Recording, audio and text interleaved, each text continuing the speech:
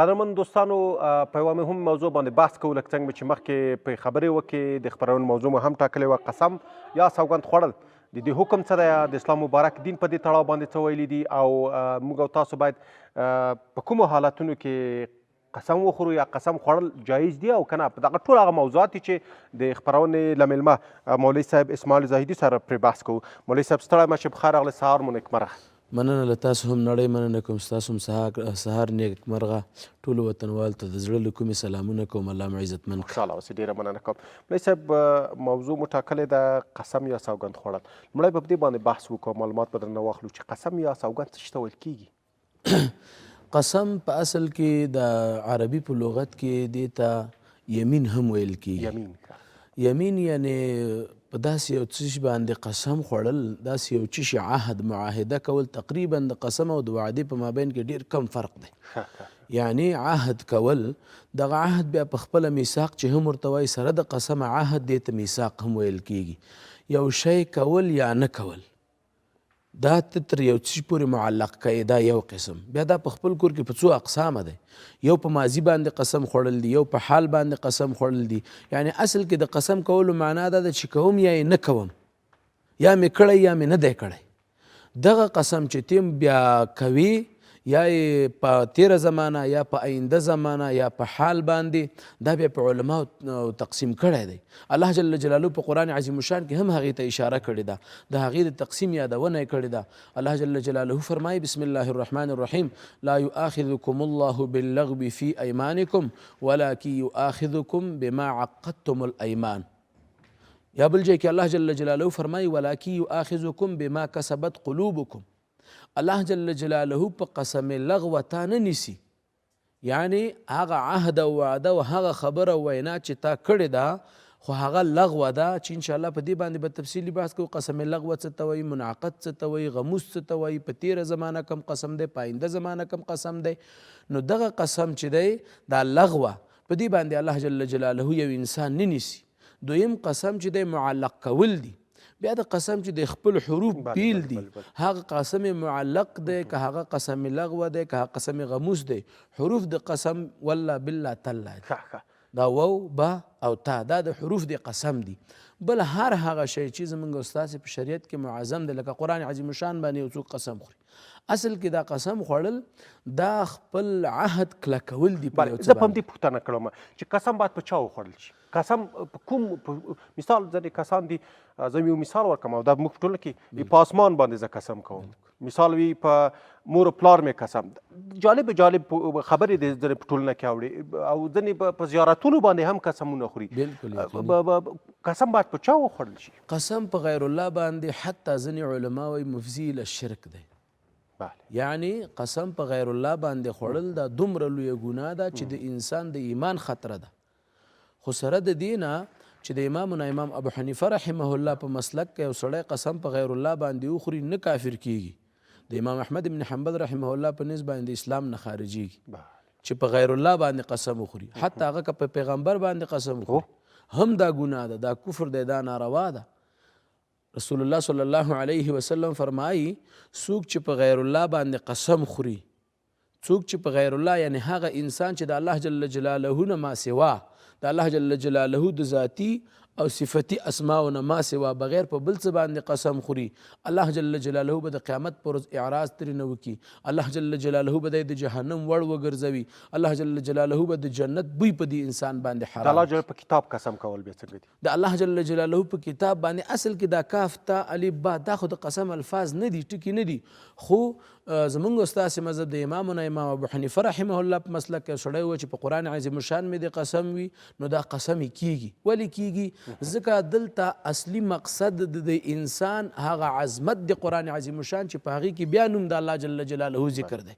یعنی اگر که ظاهرا په دې الفاظو باندې قسم خوړل نه صحیح، خو معنا او مفهوم ته که چېرته وګورو دا قسم ګڼل کیږي، ځکه په قرآن عظیم الشان کې چې دی ټول عظمت د خدای جل جلاله ذکر دی، د هغې یادونه شوې. که داسې پوښتنه وکړم، په معمول داسې دی په افغانستان کې موږ او تاسو ټولنه کې، په افغانستان نه مطلب دی، په عادي خبره په هر چیز باندې قسم یادول، په الله باندې قسم کول. مثال متاسفانه باید زه ووایم په ډېر خواشینۍ سره باید ځینې کسان په ناحقه قسم کوي په الله باندې، ځکه چې ویس وایي حتی که یو دکاندار ته ورشي که یو ډېر کوچنی جنس یوه پیاله یا ډېر کوچنی جنس په تا باندې خرڅوي په هغې باندې هم قسمونه شروع کړي وي چې دا قسم ما په دې اخیستی دی ځکه دا خو یو ډېر لوی نوم دی او ډېر لویه خبره ده چې ته قسم کوې. زه اوس پوښتنه هم دغسې کوم چې په کومو حالاتو کې باید موږ او تاسو قسم وکړو او په وړو وړو خبرو باندې قسم کول ځینې عادت شوی دی په خوله کې هم دغسې د هرې خبرې سره قسم کول دا څومره یو څوک ګنهګارولی شي او خصوصا ځینې کسان په دروغو باندې بیا قسم کوي.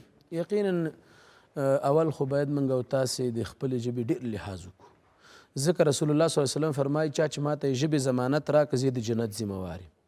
بل کله چې یو مسلمان دا خبره کوي یا قسم خوري هغه دې ته فکر وکړي. الله جل جلاله فرمایي ما یلفظ من قول الا لدیه رقیب عتید که هره خبره ته د خولې نه وباسي یو څوک نګاوان شته چې هغه ستا د خبرې ساتنه کوي مراقبت یې کوي د هغه خبره به د قیامت پر ستا په حضور باندې وړاندې کیږي.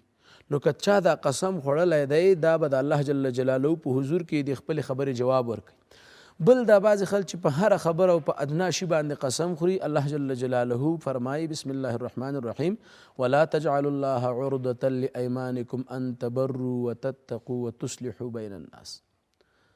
اے مسلمانانو تاسې د خدای جل جلاله دا نوم دا نښه د خپل قسم دپاره مه ګرځوئ.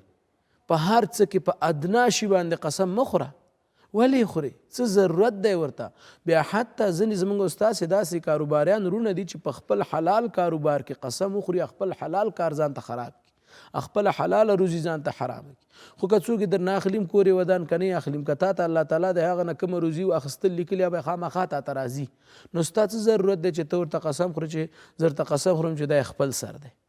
بیا ځینې په دې نه خاص کې ځینې حتی دومره چالاکه خلک شته دا سحر او جادوګري خو یوازې دا نه ده چې سړی د لیونی شي.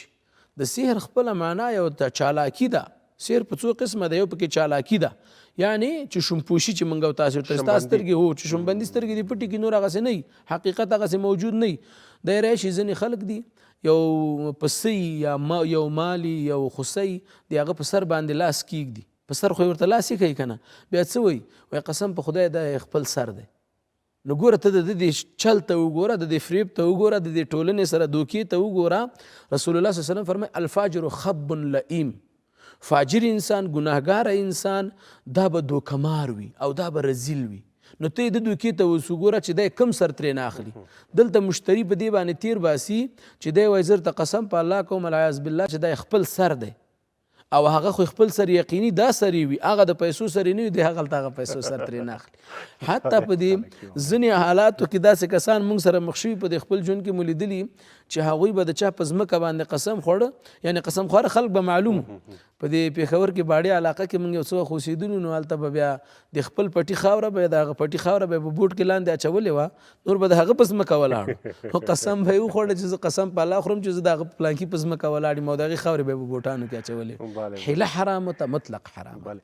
یعنی دا ګوره ناروا الله دي پاک باید څومره لوی مسلمان ذات دی که نه ته دغه کائنات وګوره ځمکه وګوره او په دغه ټولو کائنات کې بیا څومره وړوکی ځمکه د انسان تر اوسه په دې نه دی توانېدلی چې په ځمکه کې خپل هغه تر اوسه پورې وپېژني. په امازون ځنګل کې وي دغسې حشرات او دغسې مرغان دي چې تر اوسه انسانان هېڅ نه دي توانېدلي چې هغه کشف کړي. نو په دومره لوی عظمت ته چې یوه وړه هیله کوي نو دا به هم ډېره لویه ګناه وي نو مولوي صاحب. خو یقینا د الله تعالی مخلوقات یو انسان یو جنس دی. بله زر قسمه د الله ژوندي مخلوقات دي چې 600 په دریاب کې اوسېږي او 400 په وچه کې یعنی په وچه کې ژوند کوي. په دې 400 کې یعنی د نړۍ که نن سبا کوشش وکړي دا زنده سر لکه مثال یو انسان دی یو مال دی همداسې که دغه ژونده سر 100-200 هم پوره نه کړي. الله تعالی دومره لوی ذات دی. بیا د ځمکه او اسمانونه یو حدیث شریف کې راځي رسول الله صلی الله علیه وسلم فرمایي د ځمکه او اسمانونه د الله جل جلاله د کرسۍ په مقابله کې داسې دي لکه په یو لوی میدان کې چې یوه د ګوتمۍ کړۍ پرته وي. بیا د الله تعالی دا کرسۍ چې کوم د عرش په مقابل کې داسې ده لکه په یو لوی میدان کې چې یوه ګوتمۍ پرته وي. هغه داسې لوی ذات دی. نو څه ضرورت دی د قسم خوړلو ته په هغه ذات باندې په دومره ادنا شي باندې قسم خوري. عظمت ته بیا په وړو وړو شیانو قسم خوري. یقینا ځکه الله تعالی مسلمانان د دې نه منع فرمایلي. او بله خبره ستا چې وکړه چې بعضې خلک په ناحقه سره قسم خوري. مثال یو مال ښایي هغه صفات نه وي پکې دی قسم خوري چې زما په مال کې دغه صفات شته اصلا هغه هېڅ نه وي کې په هغه صفات. نو دغه قسم به اول دا تقسیم کو چې ځینې زموږ او ستاسې ورونه دا قسم په معنا باندې پوه شي. قسم اصل کې په 3 قسمه دی. یو ته قسم لغو ویل کیږي، یو ته قسم منعقد ویل کیږي، یو ته قسم غموس ویل کیږي. نو اوس دا قسم لغوه د امام ابو حنیفه رحمه الله په تعریف باندې دا دی چې ته په ماضي زمانه قسم وخورې او ستا فکر او عقیده هم دا وي چې دا کار شوی. لکه د مثال په طور باندې زه قسم وخورم چې ما ظهیر صاحب سره خبرې کړي، دی ما لیدلی خو په حقیقت کې ما نه یې لیدلی. زه تیروته یم د بل چا په هغه باندې چې خیر همدی و، ما د سره خبرې وکړې او هغه دی نه و. نو دا قسم لغوه دی ځکه ستا په فکر کې دا حقیقت او هغه په اصل کې حقیقت نه، هغه کس نه. بعضې علماو نورو امامانو بیا تشریح دا کړې ته په یو څه باندې قسم وخوري چې دا پلانکی انسان دی یا دا پلانکی څاروی دی لرې ځای کې وګوري چې نږدې ورشي هغه نه، نو دا یو قسم لغوه. دویم دا چې دا بعضې خلک په هره خبره کې ولاکه دې پرېږدم دا مور ماشوم ته وایي دا به در سره وکړم، دا باید مسلمان د دې نه ځان وساتي، یعنی دا ضروري ده. خو دا هم قسم لغوه دی، دا په څه شي پورې معلق نه دی چې یعنی خامخا دې دا قسم اوس دا پوره کړي. دې ته تقریبا قسم لغوه علما وویل. دویم چې دی قسم منعقد دی. قسم منعقد دا به بیا د څو شیونو نه خالي نه وي. یا به دا قسم منعقد د حرامو نه شوی وي، یا به دا قسم منعقد د حلال نه شوی، یا به د مباح نه شوی وي. د حرامو نه یو سړی قسم وخوري چې قسم مې د په الله جل جلاله به نن شپه غلا نه کوم، په دې قسم کې براءت په ده باندې واجب دی، یعنی ده باندې دا واجب دی دی به غلا نه کوي. یا سړی قسم وخوري زه به زنا نه کوم، د زنا نه قسم وخوري دی به یې نه کوي، دی به ځان بری کوي.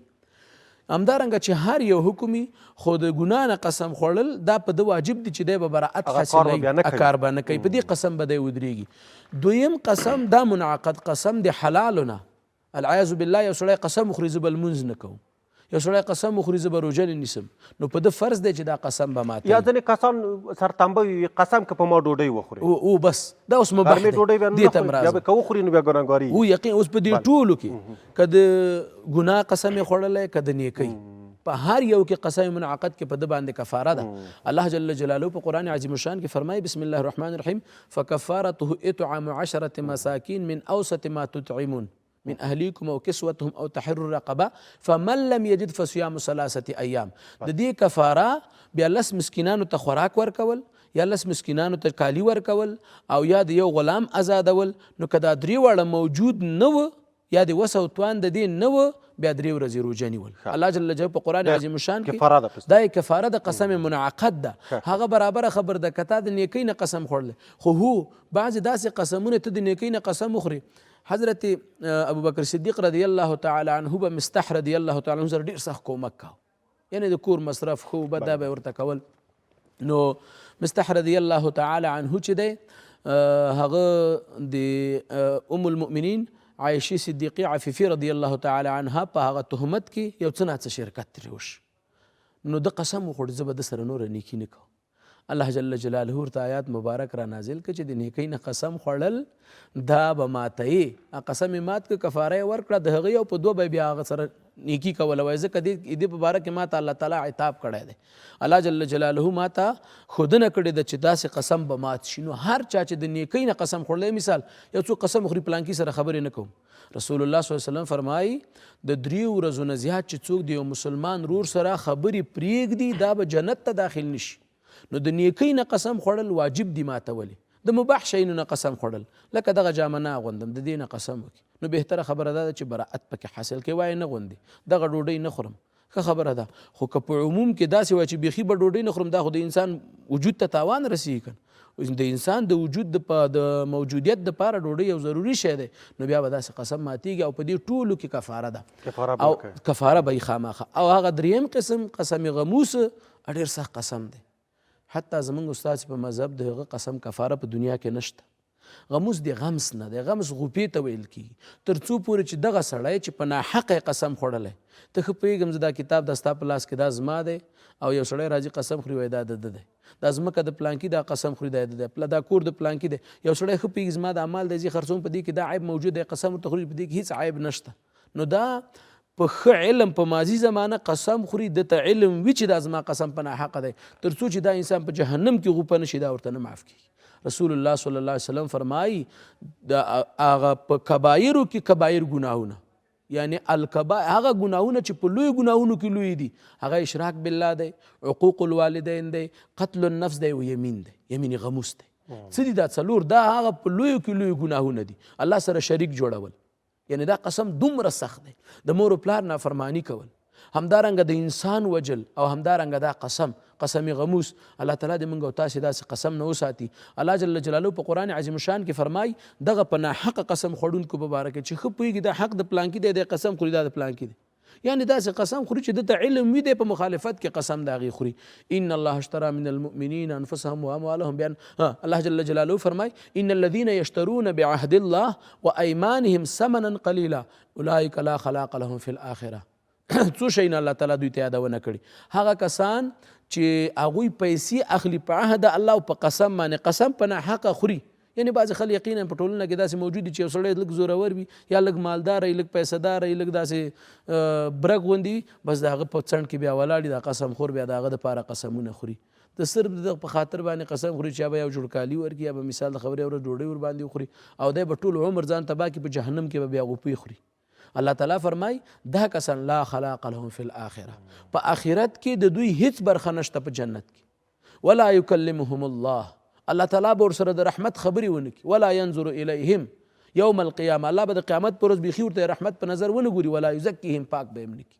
نو دا هغه حتی بل حدیث شریف کې راځي رسول الله صلی الله علیه وسلم فرمای چا چې په دنیا کې په ناحقه قسم وخوړه، الله جل جلاله به د قیامت په ورځ د نه اعراض وکړي. بالکل به الله جل جلاله سره خبرې نه کوي. دا څومره بدبختي ده د هغو خلکو دپاره چې هغوی قسم خوري په ناحقه. ښه ورته علم وي چې دا شی زمانه دی او په هغې باندې دی قسم خوري. ښه ورته علم وي چې په دې شي کې دا عیب موجود دی په هغې باندې قسم خوري. که زه درته په دا نږدې ورځو کې ووایم، یعنی زه خپله داسې یوې پېښې سره مخامخ شو، لرګي مې اخیستل، نو قسم یې وخوړه چې مولوي صاحب دا ګډ وډ دی چې لاړل مې ټول هغه خراب لرګي و، هغه ګډ هم نه و. یعنې داسې حالات روان دی.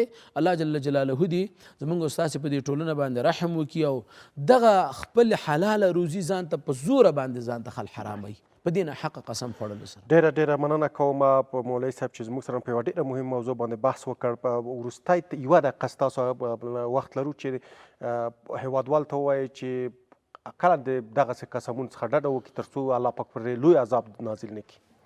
زما خو ټولو هېوادوالو نه هیله دا ده چې کوم چې مکلف دي، صغیران نه دي، هغوی خپل ځانونه وساتي. زمونږ او ستاسې دغه لهجه، زمونږ او ستاسې کړه وړه، زمونږ او ستاسې ناسته ولاړه، زمونږ او ستاسې خبره او جامه او کالی، دا اثر زمونږ او ستاسې په اهل او عیال کوي.